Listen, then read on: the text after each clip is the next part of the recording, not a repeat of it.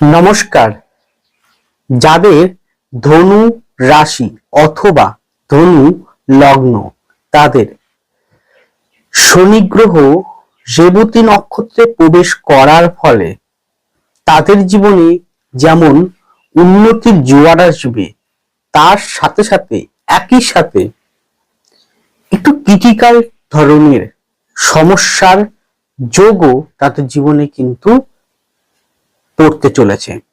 সেই ক্রিটিক্যাল সমস্যা কোন দিকে, সেই সমস্যার কিভাবে বেরোতে হবে, তার সাথে উন্নতির যোগ কোন সাইডে, কি ধরনের ফল পাবেন শনি নক্ষত্র পরিবর্তন করার ফলে, আজকে অবশ্যই আলোকপাত করব।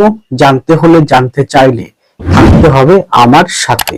সুতরাং পরবর্তী প্রোগ্রামগুলোকে অতি সহজে পাওয়ার জন্য আমার চ্যানেলটিকে সাবস্ক্রাইব করুন এবং পাশে থাকা বেল আইকনটি অবশ্যই প্রেস করবেন।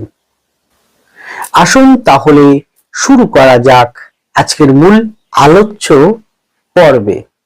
দেখুন, বিগত দিনে যে রাশিফল প্রকাশ করেছিলাম, বর্তমানে করছি, ভবিষ্যতে করব, রাশিফল বা লগ্নফল, সেটা সম্পূর্ণ আমি গোচরকালীন গ্রহ অবস্থানকে ভিত্তি করে এটা আমি সার্বিক আলোকপাত করি। কিন্তু বিশ্বাস করুন, আপনাদের যথোপযুক্ত ইনফরমেশন চলার পথে কোন দিকটা সঠিক, কিভাবে চলতে হবে, তার একটা দিক আমি দেখিয়ে থাকি। মানে আপনারা কি করবেন আর কি করবেন না, সেই পথটাই আমি দেখিয়ে থাকি, কিন্তু সার্বিক আলোকপাত করি। সেই পরিপ্রেক্ষিতে শনি আপনাদের দ্বিতীয় তৃতীয় পতি হয়ে বর্তমানে কোথায় অবস্থান করছে? চতুর্থ ভাবে মীনের ঘরে অবস্থান করছে। সেই শনি 17 মে 2026 আপনাদের সপ্তম পতি ও আপনার দশম পতি বুধের নক্ষত্র অর্থাৎ 27 নম্বর নক্ষত্র রেবতী নক্ষত্রে প্রবেশ করবে। এই রেবতী নক্ষত্র ভোগ করবে 9 অক্টোবর 2026। আজকে এই 17 মে থেকে 9 অক্টোবর পর্যন্ত ফলাদেশটি থাকবে সীমাবদ্ধ। এর মধ্যে 26 জুলাই 2026 শনি গ্রহ চতুর্থ ভাবে বক্রী হবে। এছাড়াও আপনাদের রাশি বা লগ্নের অধিপতি বৃহস্পতি সপ্তম ভাবে আছে। 2রা জুন অষ্টম ভাবে তার মূল উচ্চ বা তুঙ্গ ক্ষেত্রে প্রবেশ করবে। সপ্তম ভাবে শুক্র আছে। এদিকে তৃতীয় ভাবে নিজের নক্ষত্রে রাহু আছে। পঞ্চমে মঙ্গল থাকবে। ষষ্ঠে রবি আছে। সময়ের সাথে সাথে রবিও রাশি পরিবর্তন করে নেবে। ষষ্ঠে বুধ আছে। এই বুধ মে মাসের 28 তারিখে নিজ স্বক্ষেত্রে প্রবেশ করবে। নবম ভাবে কেতু আছে নিজের নক্ষত্রে। এই গোচরকালীন পরিস্থিতিতে, এই গোচরকালীন পরিপ্রেক্ষিতে যে ধরনের বিষয়গুলো উঠে আসবে, তা সম্পূর্ণ সার্বিক সকলের উদ্দেশ্যে আলোকপাত শুরু করতে চলেছি। প্রথমেই আসুন আপনাদের মন মানসিকতা। দেখুন, আমি আবারও বলছি, ব্যক্তিগত জন্মকুণ্ডলী শেষ কথা বলবে। প্রোগ্রামটি দেখবেন একটাই কারণ, যে এই সময় থেকে এই সময় পর্যন্ত কিভাবে চলতে হবে, কোন কোন পরিস্থিতি আপনার সামনে আসতে পারে, সেটা কিভাবে আপনারা ওভারকাম করবেন, কিভাবে চলতে হবে, কোন পথে চলবেন, কোন পথে চলবেন না, তার একটা দিক দেখার জন্য, সেইভাবে আপনার জীবনটাকে, নিজের কর্মটাকে তৈরি করার জন্য অবশ্যই প্রোগ্রামটি দেখুন। তারপরে এই প্রোগ্রামটি দেখার অর্থ এটাই যে যা যা বলবো হুবহু আপনার জীবনে মিলে যাবে তা কিন্তু সম্ভব নয়, যতক্ষণ না পর্যন্ত ব্যক্তিগত জন্মকুণ্ডলী এবং হাতের পজিশন না দেখা হচ্ছে। গোচর সাপেক্ষে ব্যক্তি জন্মকুণ্ডলী যে ফল দেবে, গোচর আপনাকে সাহায্য করবে বা আপনাকে চলার পথে দিশা দেখাবে বা চলার পথের দিকটা বলে দেবে, কি করবেন কি করবেন না। গোচর কিন্তু কারো ভাগ্য পরিবর্তন করে না। ভাগ্য পরিবর্তন করতে হলে আপনার কর্ম করতে হবে সঠিকভাবে এবং সঠিক পদক্ষেপ দিশা অনুযায়ী পরিশ্রম অধ্যবসায় করে যেতেই হবে। দেখুন, শনি আপনার চতুর্থে আছে, মন মানসিকতা, মাতা, আমাদের বাসস্থান তার জায়গায়, প্রাথমিক পড়াশোনা তার জায়গায়, কালপুরুষের দ্বাদশে। শনি আমাদের কালকে নির্দেশ করে এবং যে নক্ষত্রে প্রবেশ করছে রেবতী, সে রেবতীও কালকে নির্দেশ করে। কিন্তু রেবতী নক্ষত্রের কয়েকটা গুণ আমি বলছি যা আপনাদের এই আলোচনার পরিপ্রেক্ষিতে অবশ্যই কাজে লাগবে। সেটি হচ্ছে, রেবতী নক্ষত্রের অধিপতি হচ্ছে বৃহস্পতি, দেবতা হচ্ছে পুষ্যা।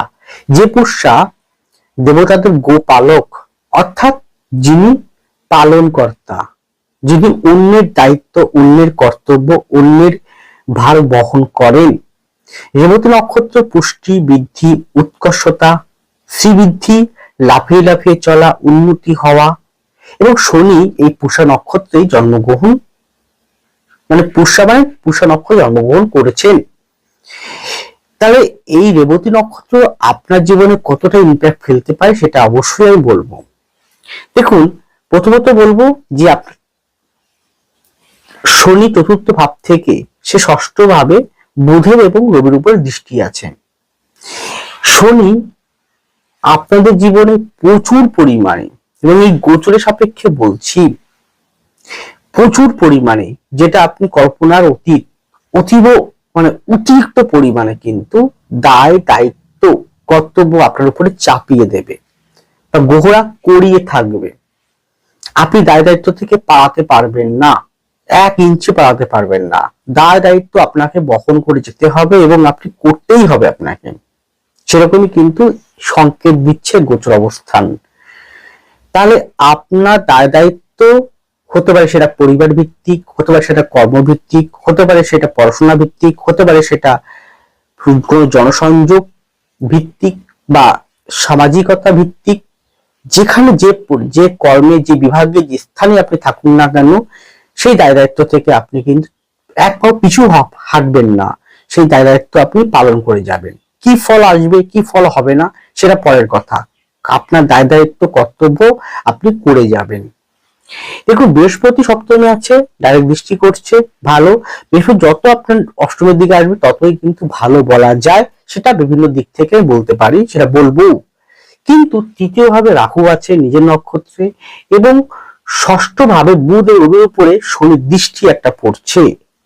তো এই পরিপ্রেক্ষিতে, এবং পঞ্চমে যেহেতু মঙ্গল আছে, শনিটা দেখুন রাহু মঙ্গলের মাঝখানটায় রয়েছে।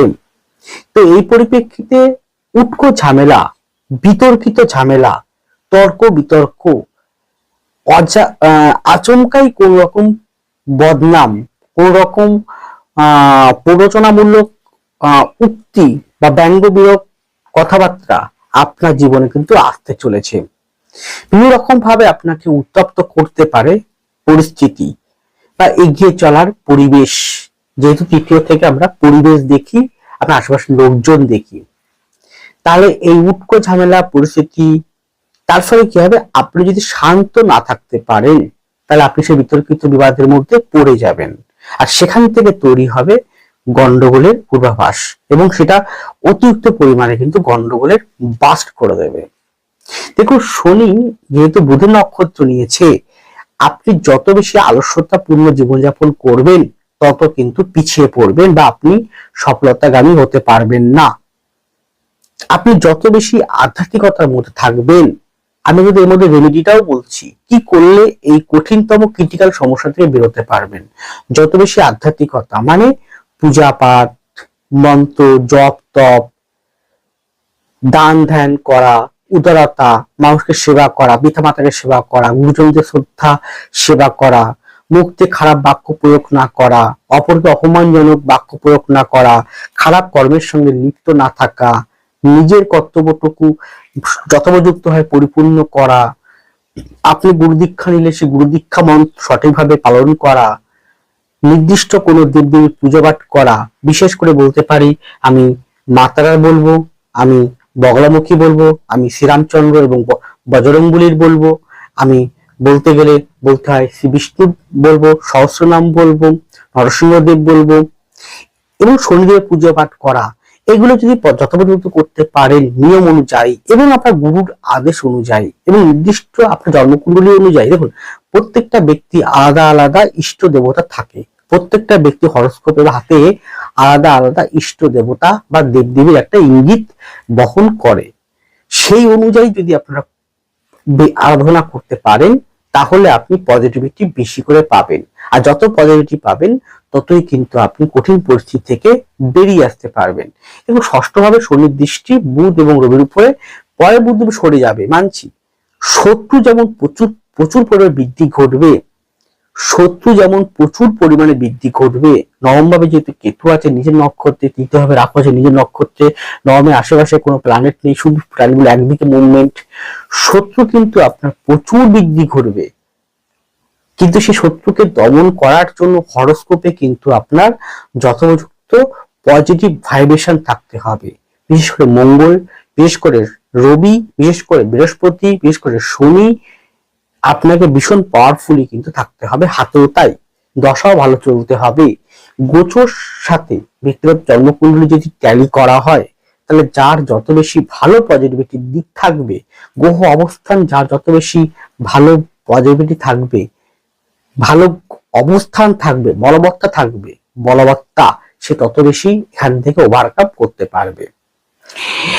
ভ্রমণ করার যোগ পাবেন, জ্ঞান শ্রীবৃদ্ধি আপনার ভিতরে ভীষণ আসবে, কেন সব উল্টো দিকে বৃহস্পতি এবং শুক্র একই সঙ্গে, আপনার মধ্যে বিদ্যা, জ্ঞান, প্রতিভা ভীষণ বিকশিত হবে, আপনার মধ্যে কমিউনিকেশন, আপনার মধ্যে এগিয়ে যাওয়ার মতন যে পরিকল্পনা সেটা আপনি মোটামুটি ধরে রাখুন জুন মাসের প্রথম বা 2 সপ্তাহ থেকে পেতে শুরু করবেন।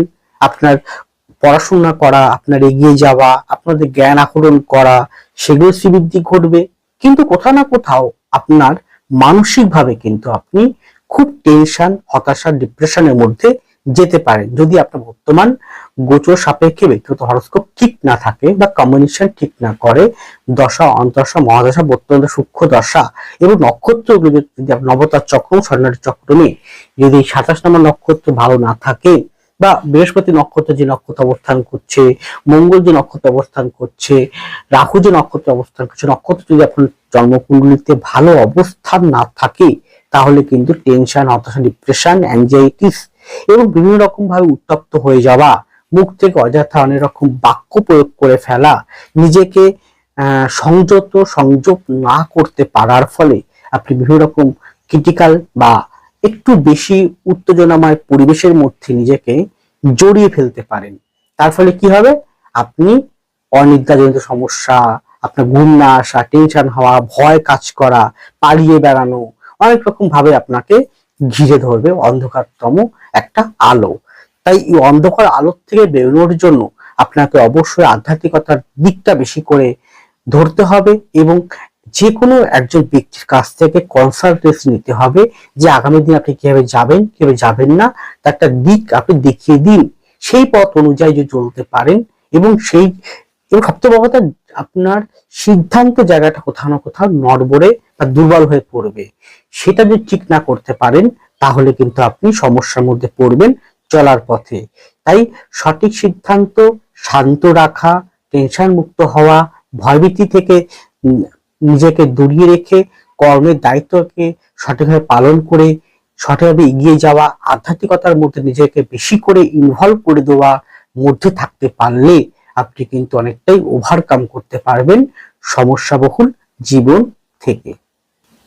এরপরে শরীর স্বাস্থ্য, সেক্ষেত্রে বলবো অর্থোপেডিক আর্থারাইটিস, কোষ্ঠকাঠিন্য, পেট সংক্রান্ত জায়গা, এছাড়াও চোখ সংক্রান্ত জায়গা, হার্ট বা বুক সংক্রান্ত জায়গা, আপার অ্যাবডোমেন, এছাড়াও বলতে পারি গ্যাস বা আলসার, হজম প্রক্রিয়া সে সংক্রান্ত জায়গা। যারা একটু রোগা তারা বেশি ভারী জিনিস বহন করবেন না, বেশি ভারী জিনিস আপনারা তুলতে যাবেন না, সমস্যা আছে। এছাড়াও অর্থোপেডিক আর্থ্রাইটিস হাড় সংক্রান্ত, হাড় বা বর্ণ সংক্রান্ত, রক্ত সম্পর্কিত, এছাড়া পেট সম্পর্কিত বিষয়ে আপনাকে ভীষণ সচেতন থাকতে হবে, মনে হলে অবশ্যই গো টু ডক্টর। এরপরে আপনাদের সাংসারিক বা বৈবাহিক জীবন, এই ক্ষেত্রে বলা যায়, প্রথমে আসি ধনুর বিবাহ সম্পর্কিত বিষয়। দেখুন, বিবাহ সম্পর্কিত বিষয় বলা যায়, যেহেতু সপ্তম ভাবে বৃহস্পতি আছে, এখন গতিমান আছে, অতএব বৃহস্পতি গতি নীতি নিতে সে কিন্তু অষ্টম ভাবের দিকে অগ্রগতি। সেই হিসেবে এই মে মাস পর্যন্ত বিবাহ যোগ প্রবল ভাবে কিন্তু রয়েছে। তারপরে কিছুদিনের জন্য বিবাহ যোগ স্টপ হয়ে যাবে, আবার 2026 সালের ডিসেম্বরের পরে গিয়ে বিবাহ যোগ চালু হবে। সুতরাং মে মাসের মধ্যে বিবাহ অনেকেই বা অনেকের হওয়ার সম্ভাবনা প্রবল রয়েছে। দেখুন, তারপরে বিবাহ হবে না এমন তো কথা নেই, মে মাসের পরে বিবাহ হবে না এমন কোনো কথা নেই, অনেকের বিবাহ হবে ধনু রাশি অথবা লগ্নের। সেক্ষেত্রে তাদের হরোস্কোপে অবশ্যই বিবাহের জন্য যে প্যারামিটার অ্যাস্ট্রোলজিক্যাল দিক থেকে রয়েছে 1, 3, 7, 9, 11 এর কম্বিনেশন, এবং তার সাথে অবশ্যই বৃহস্পতি, অবশ্যই শুক্র, অবশ্যই মঙ্গল, চন্দ্র ও বুধের শনির অবস্থান যদি আপনার ব্যক্তিগত হরোস্কোপে ঠিক থাকে, তাহলে বিবাহ কিন্তু তারপরেও কিন্তু হবে। হ্যাঁ, তার পার্সেন্টেজ বিবাহ অনেকটাই মাত্রাটা কম থাকবে।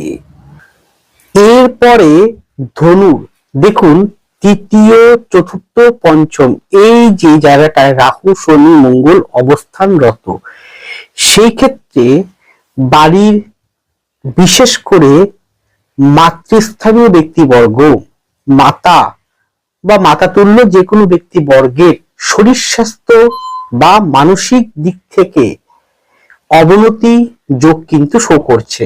সুতরাং আপনার কর্তব্য মাতা বা মাতৃতুল্য ব্যক্তিবর্গের দিকে বেশি করে দায়িত্ব, কর্তব্য এবং সচেতন বা যত্নবান থাকা। পরিবেশ পরিস্থিতি আপনার বিপক্ষে প্রায় যাবে এবং পরিবেশ পরিস্থিতির জন্য অনেক রকম সমস্যার মধ্যে আপনি পড়তে পারেন সংসার জীবনে। সংসার জীবনে আপনার প্রাপ্তি যোগ কিন্তু রয়েছে, বিশেষ করে পৈতৃক সূত্রে হোক, মাতৃসূত্রে হোক বা অন্য কোনো প্রপার্টি হোক, কোনো ভূমি বিক্রি হোক, জমি বিক্রি হোক, নতুন গৃহে প্রবেশ করা হোক, সেক্ষেত্রে কিন্তু অবশ্যই ভালো ফল, লাভবান হবেন এই সময়ে। কিন্তু 26শে জুলাইয়ের পর শনি যখন বক্রী হয়ে যাবে, তারপর থেকে এই রিলেটেড বিষয়টা একটু স্লো মুভমেন্ট শুরু করবে। কিন্তু অষ্টমে যখন বৃহস্পতি ঢুকবে লগ্নপতি, রাশিপতি, চতুর্থপতি, সুতরাং ভূমি বাড়ি সংক্রান্ত রিলেটেড বিষয়ে কিন্তু শুভ প্রাপ্তি যোগ শো করছে, বা উত্তরাধিকার সূত্রে প্রাপ্তি যোগ কিন্তু সেটা কিন্তু লক্ষণীয় শো করছে। কার কিরকম ভাবে পাবেন সেটা তার ব্যক্তিগত হরোস্কোপটি শেষ কথা বলবে।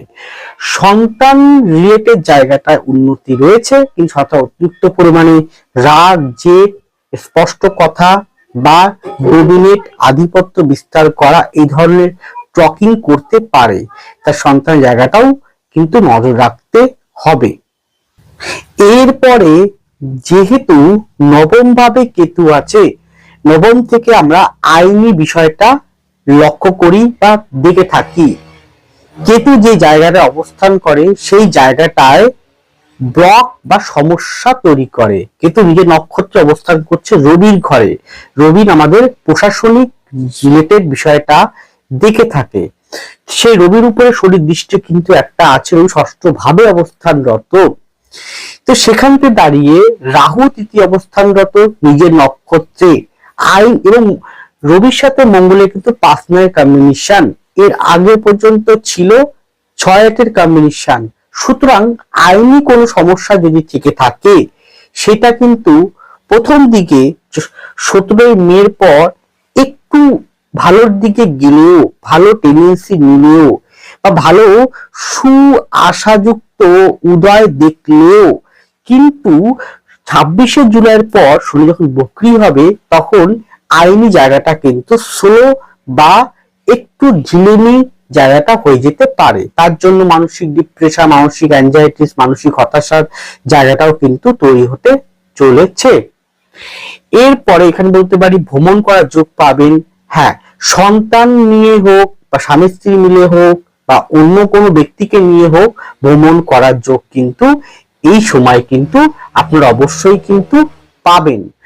আপনাদের পরিবারের যেহেতু ষষ্ঠ থেকে আমরা ঋণ, দ্বাদশ থেকে আমরা ঋণ, অষ্টম থেকে আমরা ঋণ দেখে থাকি বা ধার দেওয়া দেখে থাকি, তাই পারিবারিক ভিত্তিক কোনো ঋণ যদি থেকে থাকে বা আইন ঋণ ধার দেওয়া থেকে থাকে, সেই সব রিলেটেড বিষয়টায় জন্য মানসিক ভাবেও কিন্তু আপনারা একটু হতাশা বা ডিপ্রেশন বা অ্যাংজাইটিস টাইপের সমস্যা আসতে পারে। আপনার আশেপাশের লোকজন বা পারিবারিক কোনো শত্রুতা হেতু, শরিকি কোনো গন্ডগোল হেতু কোন রকম ভাবে কোন রকম সমস্যায় আপনি পড়তে পারেন। সেদিকটা একটু ভালো করে নজর রাখুন যে কারা আপনার শত্রু, কারা আপনার মিত্র, কারা ভালো চায়, কারা খারাপ চায়, বুঝতে হবে। বুঝে আপনাকে সচেতন থেকে এগোতে হবে, তবেই কিন্তু আপনারা সুরক্ষিত রক্ষা পাবেন। আবারও বলছি, এটা কিন্তু গোচর ভিত্তিক বলছি, ব্যক্তিগত হরস্কোপ অনুযায়ী নয়। ব্যক্তির জন্মকুণ্ডলিতে যদি এই লক্ষণগুলো না দেখা যায় এই সময়ের মধ্যে, তাহলে কোনো ভয় নেই, আপনি অবশ্যই ওভারকাম করতে পারবেন। নচেত কিন্তু হয়তো আপনাদের সমস্যার মধ্যে থেকে মানসিকভাবে আপনাকে দুঃখ যন্ত্রণার মধ্যে বা ঘনকাল অন্ধকারের মধ্যে ডুবাতে পারে বা ডুবিয়ে দিতে পারে। সতর্কতা অবলম্বন করতে হবে, সাবধানতা অবলম্বন করতে হবে। আর যে কোনো ব্যক্তির কাছ থেকে কনসালটেন্সি নেওয়াটাও অনিবার্য। এরপরে কর্মজীবন, এই জায়গাটা কিন্তু সত্যি বলছি খুব ভালো ফল পাবেন, বিশেষ করে যারা কনসালটেন্সি রিলেটেড জায়গায় আছেন। যে কোনো কনসালটেন্সি, সেটা হতে পারে লয়ার কনসালটেন্সি, সেটা হতে পারে টাটা কনসালটেন্সি, সেটা হতে পারে কোনো অ্যাডভাইজার কনসালটেন্সি, যে কোনো সেটা হতে পারে কোনো doctorate consultancy, lawyer consultancy, astrological consultancy, যে কোনো প্রকার আপনি এই কনসালটেন্সি বা যোগাযোগ কমিউনিকেশনে কাজ করছেন, সেই সম্পর্কিত বিষয়ে কিন্তু ভালো ফল আপনাকে প্রদান করবে। অর্থনৈতিক ব্যাংক সংক্রান্ত জায়গায়, শিক্ষা সংক্রান্ত জায়গায়, প্রশাসনিক দপ্তর সংক্রান্ত জায়গায়, জনসংযোগ সম্পর্কিত জায়গায়, প্রশাসনিক বা যে কোনো প্রকার চাকরির জন্য চেষ্টা করছেন বা চাকরির পরীক্ষা দিচ্ছেন, তার জন্য কিন্তু বেটারমেন্ট সময় কিন্তু অবশ্যই আপনারা লাভবান হবেন, যার যার হরস্কোপের গ্রহগত বলবত্তার উপর ভিত্তি করে।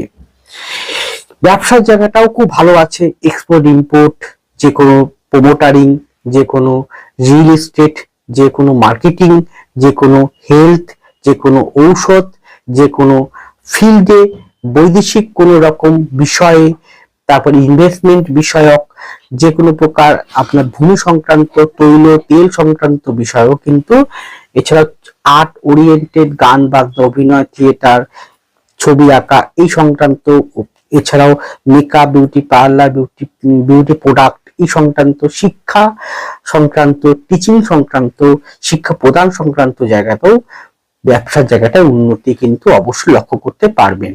কিন্তু 26শে জুলাইয়ের পর সেই জায়গাটাও কিন্তু আস্তে আস্তে যতটা পরিশ্রম করবেন ততটা হয়তো ফল পাবেন না, ফলের মাত্রা হয়তো কম থাকবে। অর্থনৈতিক জায়গাটায় যথেষ্ট ভালো গ্রোথ আছে, অর্থের ইনকাম যথেষ্ট ভালো আছে আগের থেকে। অষ্টমে যখন বৃহস্পতি প্রবেশ করবে, দেখবেন অর্থনৈতিক জায়গাটা আরো আপনাকে ডেভেলপমেন্ট করছে, হঠাৎ প্রাপ্তি ঘটছে, আটকে থাকা টাকা আপনাকে হাতে পাইয়ে দিতে পারে। এছাড়াও আপনার অর্থনৈতিক জায়গায় যে অভাব ছিল সে অভাবটা পূরণ হতে চলেছে। সুতরাং কর্ম, অর্থ এই দুটো জায়গায় কিন্তু যথেষ্ট ভালো ডেভেলপমেন্ট কিন্তু করবে।